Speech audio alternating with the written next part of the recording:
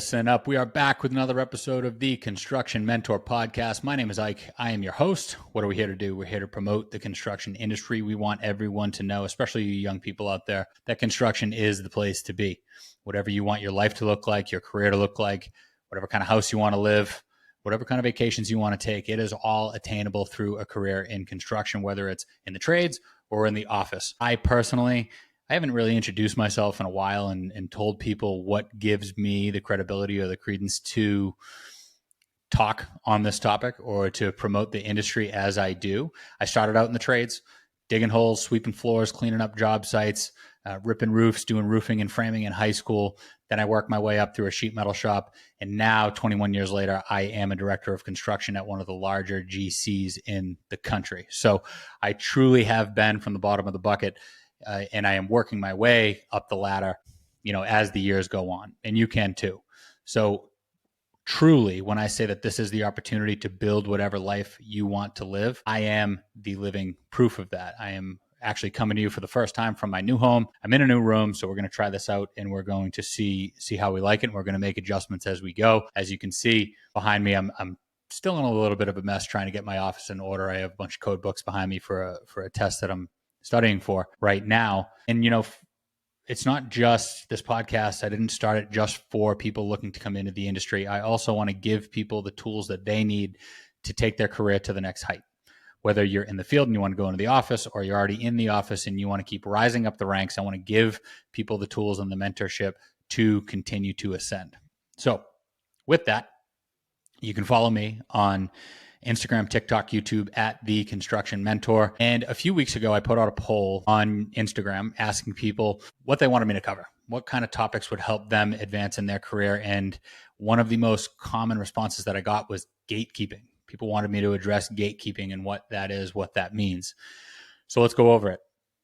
Gatekeeping, if you look at the textbook definition, and I'm going to read it on a piece of paper that I have over here, but it is the practice of controlling access to information, opportunities, or resources such as jobs, promotions, or key projects. Now, it's probably fairly obvious why this is such a hot topic for people, but in general, people feel like it stifles their career. It slows down or prevents their career progression. That sometimes they feel like it might kill their career progression. It also might hurt their wallet. That's obviously what people care about the most, and that's where they really feel it the most, by blocking access to higher paying jobs or positions or job responsibilities. And this goes for the field and the office. Overall, it limits the ability to build a track record, which blocks. And what people really don't like is how they feel like it concentrates opportunities to a small group of people, a group of people that they are not included in. So first and foremost, why do people gatekeep? Or let me clarify that. Why do people feel like people gatekeep? Because we're going to walk through what gatekeeping is. We're going to walk through what it's not. We're going to walk through why some people may be doing certain things and why you may feel like that's gatekeeping, but they're really kind of working on their management skills, or they have something else going on. There's a balancing act going on there. And then we're going to talk about actually what it is and why people do it. But why do people feel like people gatekeep? The number one reason that people feel like people gatekeep information or opportunities or resources is simple. It's a power play. Right? It's people feel like their manager or their foreman or their owner, they feel like they're that mean kid on an anthill holding that magnifying glass over the anthill, just burning all the ants, right? Information is power. And to have that power to hold somebody down can do a few different things. They may keep them, or they may hold their wages down, right? It may keep them down somewhere, may keep their labor cheap or their efforts cheaper for longer. It may keep them dependent, so that person can't move on, or that person can't ascend, or they can't even go to another company to expand their roles and responsibilities. And then the long term, how does this make people feel? It makes people feel like they're used and abused, to put it simply, right? And that's why people feel so sensitive. And that's why I think when it comes to the top topics in construction that people are struggling with, gatekeeping is at the top of the pile. Right. And all those reasons are valid. I think that there are a lot of cases where people are in construction and they either feel like they need to keep people down, or it's like a zero-sum game. Whereas if they have the upper hand, then they're better at their job, or it justifies their standing or whatever their position is in the industry.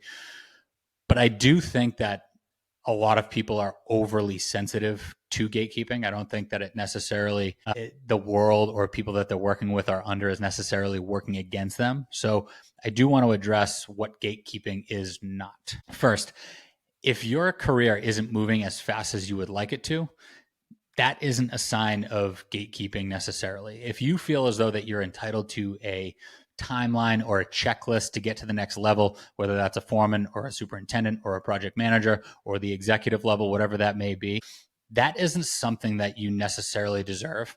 And it's not necessarily something that somebody needs to give you. It's kind of something that you really should earn. And it's definitely not a promise or a commitment to get you a raise or get you a promotion at some point. I think a lot of people, especially the younger generation, they expect a certain amount of transparency, and they may have an idea of how quickly their career is supposed to advance, but that doesn't necessarily match reality. It doesn't necessarily match their capabilities or their strengths, or even, the proof that's in the pudding, what they're actually doing in the field. So if you feel like you're being gatekept, I would take a long, hard look in the mirror. Oftentimes, people have a very inaccurate perception of themselves. There's a study out there that says that 80% of people think that they're above average at their job or that they're really good at their job. Well, by definition, 80% of people can't possibly be above average at their job, right? So there is a large sum of people out there that overinflate their worth. And I think that plays a lot into what we see with gatekeeping or what people claim gatekeeping is. I can tell you that from my experience, I've sat there with a lot of younger people in the industry, and they make the mistake of going on Glassdoor or Indeed or whatever, and they Google these job positions and they compare it to what they're making. For instance, I was working with somebody for a long time, and she was an estimator. She was estimating jobs. She Googles or she Glassdoored project estimator in construction, and it came up as $130,000 a year. Okay. She was only doing it for less than 2 years. $130,000 a year estimator is somebody that really knows what they're doing. You give them a pile of drawings and they're pretty self-sufficient. You pretty much, the chief estimator would send them out there, get all the bids. They would put the bid package together. And after 3 or 4 weeks, they would review it with them and give them final sign off before I went to a client. But minimal hand holding, if at all. You're really expected to be self-sufficient and an expert at that level. So in that specific case, I know she feels like she was being gatekept, but she simply was not. It's just not the case. And I also just think that a lot of people, I want to be careful with the way that I say this because I don't want to put down the younger generation, but there's definitely a little bit of an entitlement complex where a lot of younger people feel as though they deserve things before they actually are worth those things. And the struggle or the dichotomy between that and older managers, especially the boomers and Gen Xers and the older millennials, they didn't have that, right? They definitely were put through the ringer over, decades and decades before they had career advancement, and that was kind of understood. So I think we're impatient. Impatience is not gatekeeping, is basically what I'm saying, right? You also have to understand things from the manager's perspective, right? So let's paint the picture of the scenario where you do get a checklist, you do get some transparency from your manager about what you actually need to do, what you need to accomplish, and maybe even a timeline of 6 months or a year or 2 years before you get that raise or your promotion. That may overcommit them to a timetable based on a bunch of different things. Maybe you underperform, right? Maybe they over-evaluated or they overestimated your worth, and then you underperform and your expectation has already been set too high, and now they have to struggle with resetting that. And that may force you out the door, right? Maybe you use that information to go find another job or leverage that in the market. Obviously, they don't want to do that and they don't want to lose you. And maybe even worst of all, maybe you brag about it or maybe you talk about it or complain about it to your other teammates, and that affects, the temperature in the locker room. So yes, I always err on the side of transparency, but you have to put yourself in a manager's shoes of why they wouldn't want to give you certain information or why they wouldn't want to be transparent with you for certain information. It is definitely a balance. The other thing that your manager may have on their mind or what they may be trying to do as a manager is to keep you focused. You may not like what you're doing, but they may need you to do that right now. You may need to do other job roles and responsibilities as an extracurricular. This is something that I run into all of the time, whether somebody's abilities are just not there yet to take on other tasks, so they can't be trusted to take on higher responsibility, which would then pay more and lead to promotions and raises, they may need to hone in their capabilities and their skills on the lower level tasks right now. It may be urgent and it may not seem important or it may not seem sexy or fulfilling, but the team also just may simply need you. And you are the person at that level that needs to handle those job tasks or those roles and responsibilities to enable the other team members to do their job. So it's about keeping you focused on doing your job so that enables other people to do their job. And that creates a good workflow, right? That creates a better locker room and that creates a championship team, right? A team that's actually going to go out there and win and produce and create a profit margin and all those things that we want in a good business or for a good project team. But it may just not be about you. It may just be as simple as they need you to be focused on that one thing right now. What I would err managers to do, and what I think a lot of managers ask of people, is that if you want higher job roles and responsibilities, you have to do it as an extracurricular activity. You got to put in your 8 hours or whatever it is to do your day job on some of the lower level tasks. In construction, that may be submittals, that may be drawing management, that may be RFIs, that may be invoicing, whatever it may be. You may have to concentrate on those things. Go balls to the wall for 8 hours a day, knock those out of the park to put your team in a better chance to win and do well on the project. And then if you want to do extracurricular things like manage the budget or network and go find new clients or schedule management or vetting subcontractors and negotiating their contracts for the next project, whatever that may be, because those are more fulfilling and you feel like you're growing in your career and your abilities to put you in a better position to get a raise and a promotion. It just simply may have to be extracurricular. You may have to put in the extra hours to do that. And that's not a bad thing because there's a lot of benefits with working a few extra hours. You know, maybe you even do some of that during the day and you do some of the more tedious tasks or mindless tasks that don't fulfill you at night when you're at home from your computer. And you can do that because why? Number one, you have the equipment and the flexibility to do it, but then it also creates the perception of you have hard work ethic. You're going to do whatever it takes to rip the roles and responsibilities out of other people's hands so that you can get ready to take that next step, to get that raise, to get that promotion, right? And then you're climbing the ladder as fast as you are willing to, or as fast as you can handle it, and as fast as you can grow, right? So that's what I would say there. And the last thing that I would say on that is to not expect to be paid for it. I see a lot of young people on TikTok and on Instagram and YouTube that complain that they don't get paid extra to do anything above and beyond their current job responsibilities. And I think a lot of the time they're referring to picking up the slack of a team member that kind of sucks too often. Because you're competent, you end up absorbing the slack of the lower level or less motivated team members or lazier team members. A lot of people say that 80% of the work is done by 20% of the people. There may be some of that, but if you want that next job, find a way to start doing those job responsibilities before you get the job.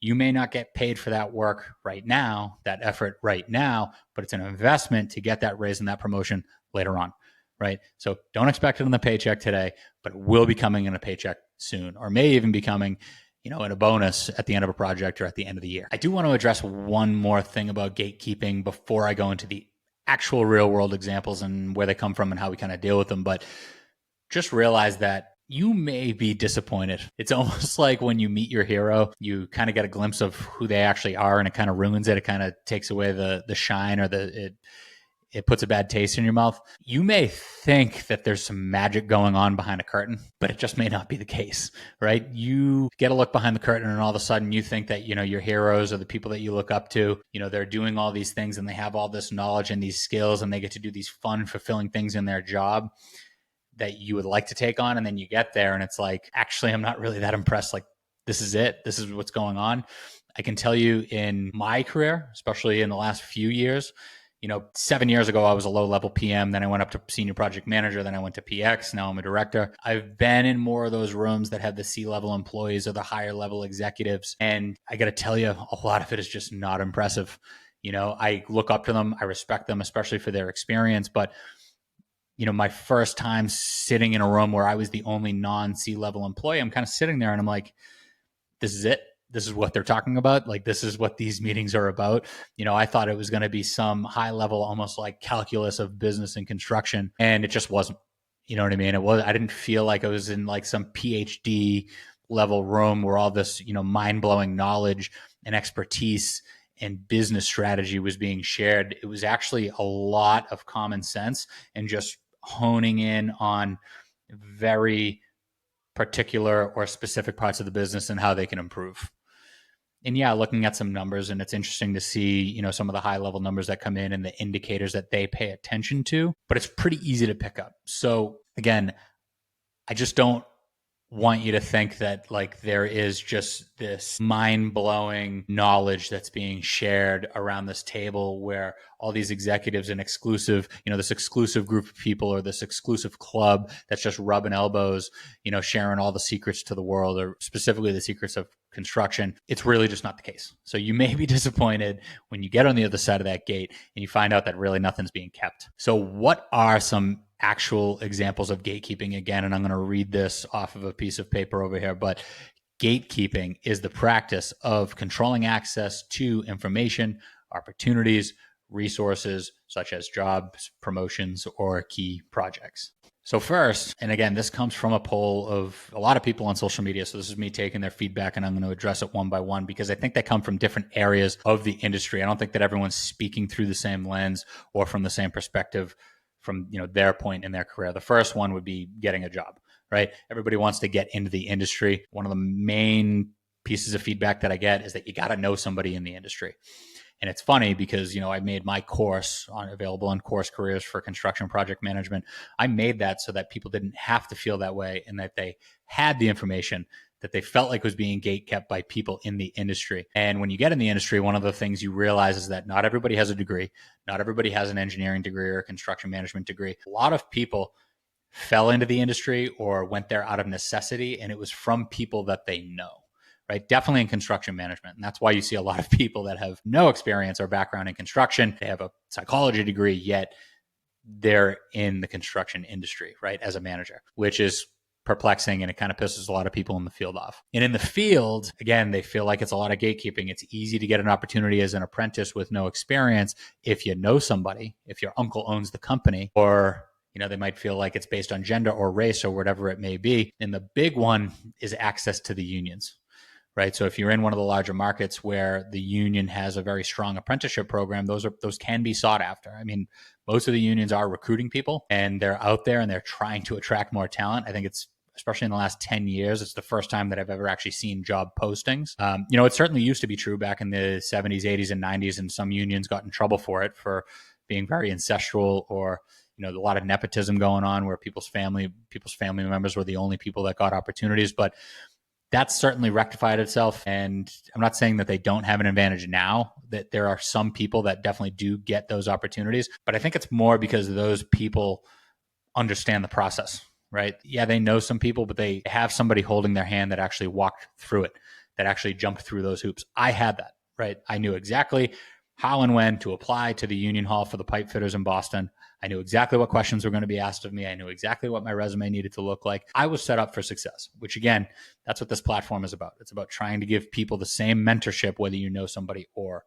not. But, to this day, people definitely, it's hard to ignore, especially in my comment section, when people complain about the access to union apprenticeships and union programs. So, that's what I would say. But when it comes to having that playbook and having the answers to that test, there's plenty of people out there. You can reach out to me. You can DM me. You can schedule a time with me on constructionmentor.org. I want to make myself available to give people those answers so that they don't feel like they're being gatekept from the industry. Now, for the individual in the job, there's a lot of knowledge that is kept, right? A lot of know-how, a lot of informal rules of the road. And I think that if I had to say, if there was one thing that really affects people, especially when they come into the industry and they don't look the same as everybody else, like, I'm a tall white guy. I look like a lot of people that were on job sites when I was in Boston, and I knew kind of the unwritten rules and how to conduct myself and all of those things that you kind of have to learn the hard way on a construction site, because I grew up around it and that was just kind of part of my family culture. And it was almost cardinal knowledge, to me growing up. That's definitely the case, for a lot of people. And I think a lot of people in the industry, they expect you to know certain things. They expect you to, show up on time. 15 minutes early is on time. Start getting the job site ready. Don't have any holes in your pants. Strong handshake. the way that you deliver messages to people or the way that you show respect to people. They expect people to know those things because that's how they were raised, or that's how the industry kind of molded them over 10, 20, 30 years in the industry. But it's simply just not that. And again, that's why we're here, is to share some of that knowledge, right? And I think that's why, honestly, that's why people in construction management courses or construction management degree programs at college, they don't necessarily do well, because number one, it doesn't actually teach you anything about, you know, what you need to do on day one, but it certainly doesn't teach you the informal stuff, right? You know, there's a funny clip that I'm going to share soon, but it's from the movie Back to School.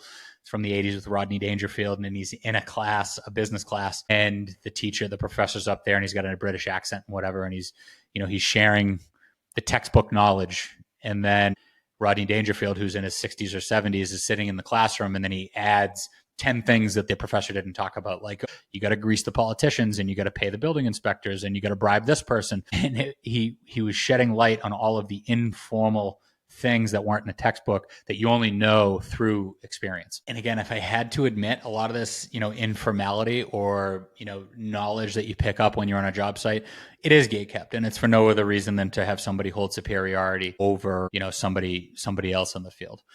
And another example of it happens to be with the licensing and inspection process and inspection procedures. A lot of these guys in the field, the older guys, they have relationships with building inspectors that they've developed for years and years and years, and they don't want to ruin that relationship, or they want to hold that relationship tight because there's a lot of trust and there's a lot of knowledge and unwritten rules in that relationship. If you look at almost any code book, including the ones behind me, there's always footnotes that say, it'll give you a code and then it'll say, or it can be overwritten by the local building inspector, right?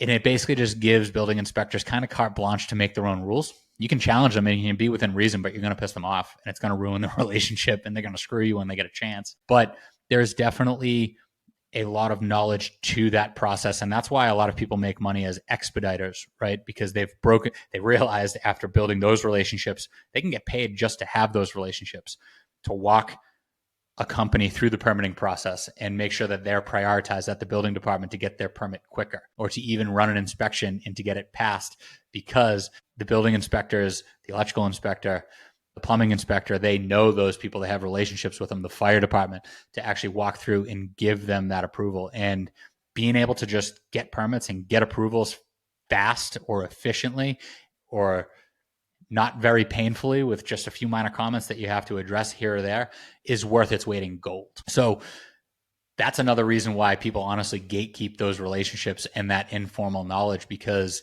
it makes their weight worth gold. Honestly, it really does.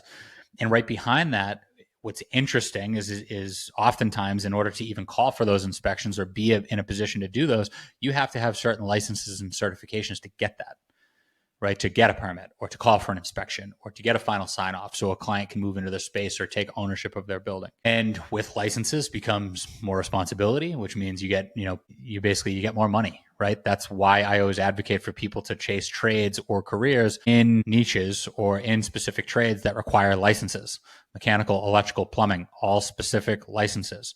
You may have a license as a carpenter, but it's kind of a business license. It just shows kind of that you know the rules of the road and what's acceptable business practice in that state. It doesn't necessarily mean that you can take responsibility for installing a life safety system, for instance, right? So that's obviously very important. And one of the things that I've gotten a lot of feedback about, again, when it comes to unions, first you had unions that people feel like they gatekeep the entrance to unions, right? But they also feel like the unions gatekeep or want to prevent people from getting their own license. The reason being for that, and this is kind of the macro example or the magnified example of why somebody wouldn't want, somebody that works under them to get a license, or wouldn't want them to have information or to grow in their career, is because it keeps them dependent, right? If you are an electrician and you are a journeyman and you have your J card, as they call it, but you don't have your own license, you can't go start your own company. So you're no longer a flight risk. Never mind to the company that you're working for, but to the union hall.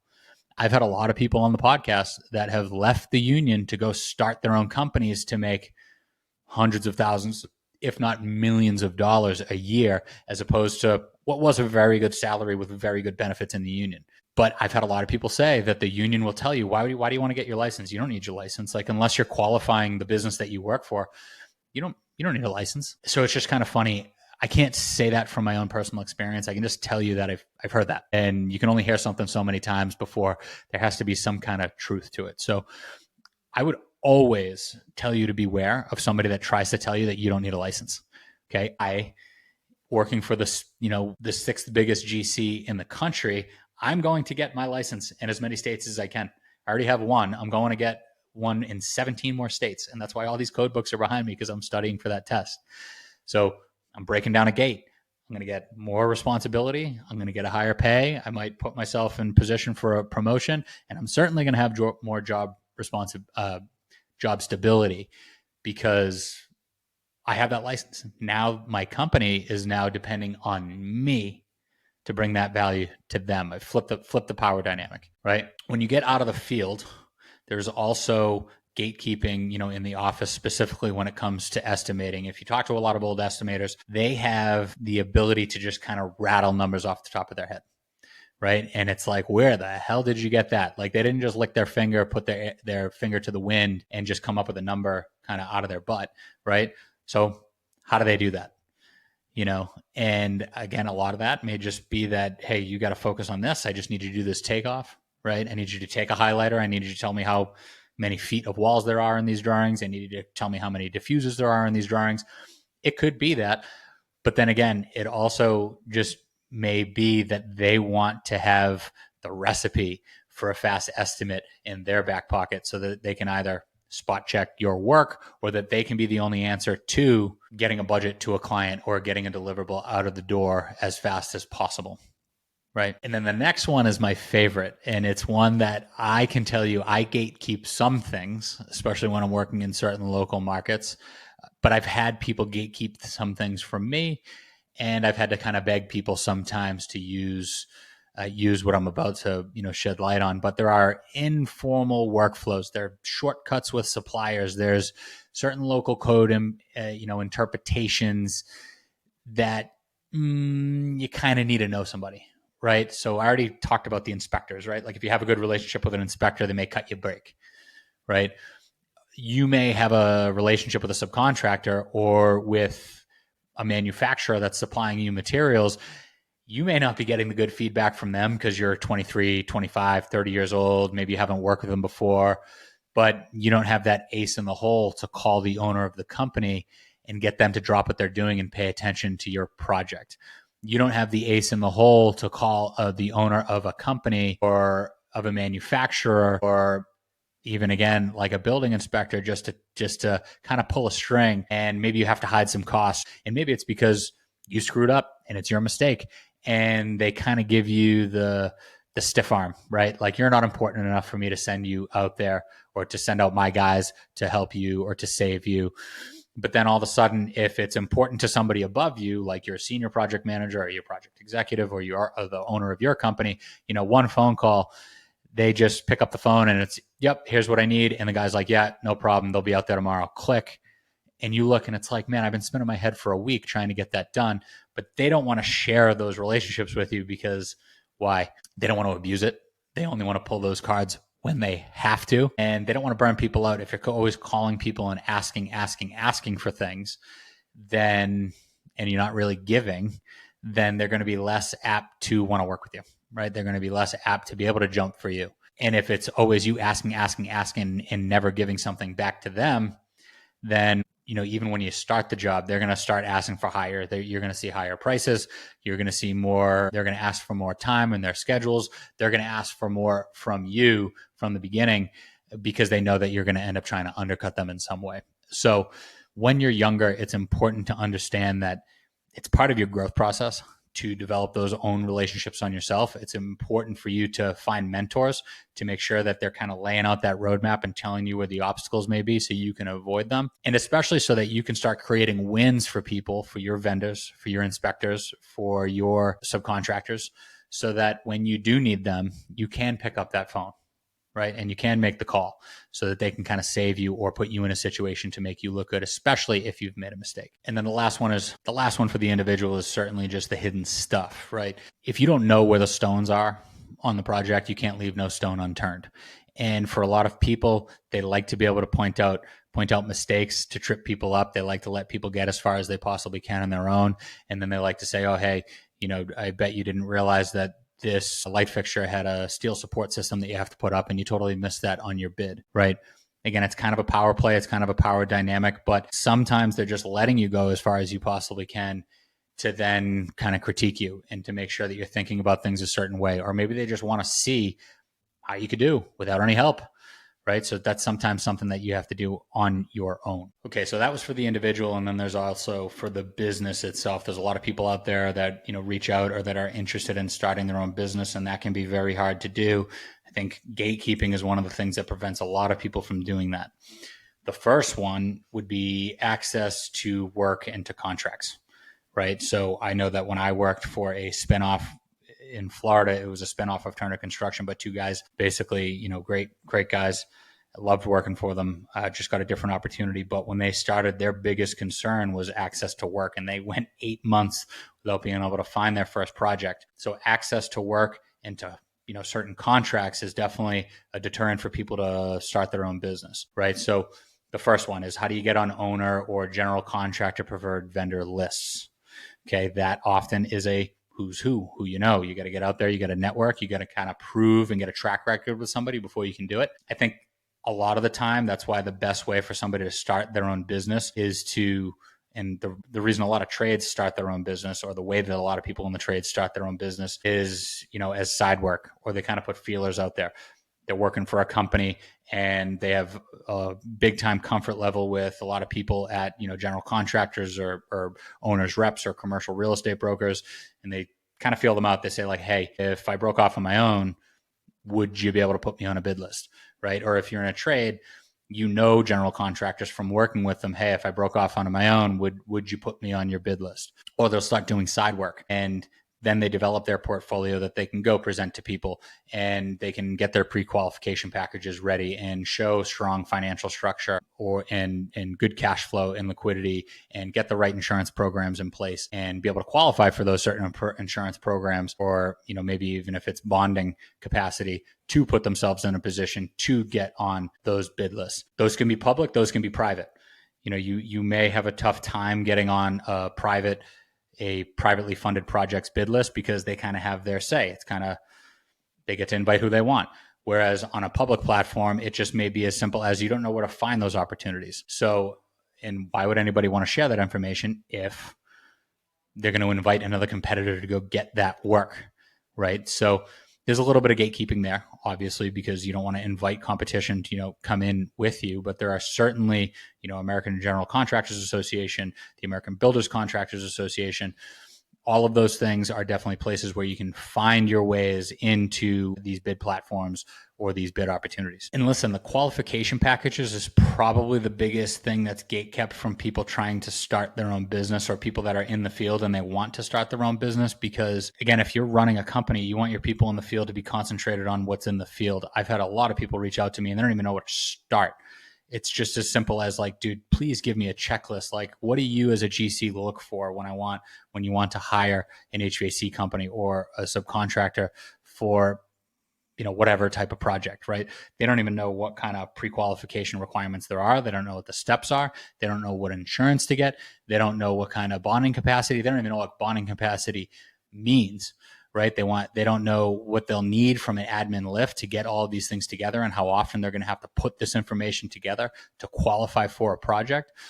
So understanding what those things are and where to go find that information can be tough for a lot of people. Again, it's like having the answers to the test before you even get invited to the party. Before you even know what the party is, you wouldn't even know what requirements, once you got to the front door, how to even get into that party, right?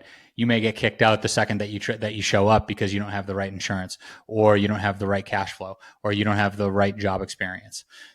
Whatever that may be, you may not have the right licenses to get the job. And that may even just come down to infrastructure. If you don't have the administrative bandwidth to handle some of that, then it may just be a technology thing, right? It just may be something that you have to invest in to kind of multiply your bandwidth to be able to keep up with those types of things. And then once you get the job, or once you go to turn to subcontract people out, like what's included in a contract, what's included in flow downs, what is included that might get you hung up or might screw you on a project. A lot of contractors out there, both clients, general contractors, subcontractors, tier 2 subcontractors, their contracts have things in there that they don't necessarily want you to know about or to be aware of, because they don't want you to redline it, right? They don't want you to cross that out or not agree to a contract. They want you to accept their terms in a way that's favorable to them and then to move on.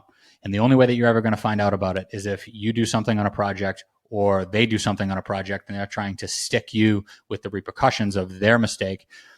That's the only way that you're going to find out. And then you're going to get screwed, and then you're contractually obligated, and that might force you, to close your doors. There's so much there, whether, again, it's people in the field or, a project superintendent or a lower level PM, that either they don't want you to know because they have to have you focused on your job responsibilities so that they can focus on those things, because there's honestly not enough time and not enough bandwidth to manage all of those things or to be vigilant for those things. But they also just may want to keep you in that spot, right? And maybe they don't want to create, a competitor in the marketplace. So that's what I have on gatekeeping. And if I were to say one thing that I would want everybody to take away from this about gatekeeping, is to try to act like it's not there. I think that the lion's share, maybe 90, 95% or more of the way people feel about gatekeeping, it's no different from having a victim mentality. If you have a victim mentality, then you're going to be a victim. If you keep trying to create ways for people to be in your brain, that they're holding you down, or that they're the only thing holding you back from taking your career to the next level or starting your own company or whatever that may be, it's not going to self-serve you. Just look at the tasks that you need to complete now, that your boss or your manager wants you to complete now. Do them to the best of your ability. And then every single ounce of blood, sweat, and tears and time you have after that, invest that time, even if it's an extra investment without getting paid. Invest all that blood, sweat, and tears and time in trying to pick up more roles and responsibilities, in trying to learn more, in trying to get more certifications, in trying to get your license, in trying to get more information that will enable you to pick up those extra roles, responsibilities, so that you can put yourself in a position to get the next raise, to get the next promotion, because it's not going to come unless you put in the work. It's not going to come unless you ignore the excuses and you become undeniable with the work that you produce. They can't deny that you need a raise and that you need a promotion, because you've created such value for yourself that the best thing for them to do is to put you in a higher position, is to give you more money, because that's the best thing for their operation. And that's the best way that they're going to build a team that allows their business to grow. So that's what I would say. Gatekeeping overall, does it exist? Yes. But is it going to turn you into a victim? Probably. So don't let that be you. So this is the Construction Mentor Podcast. I appreciate you for listening. You can follow at the Construction Mentor on Instagram, TikTok, and YouTube. And if you're interested in construction management, go check out the link in my bio on any of those platforms. There's 3 free videos just explaining exactly what a construction manager is, what they do day to day, what they can make at each stage in their career, and how you get started.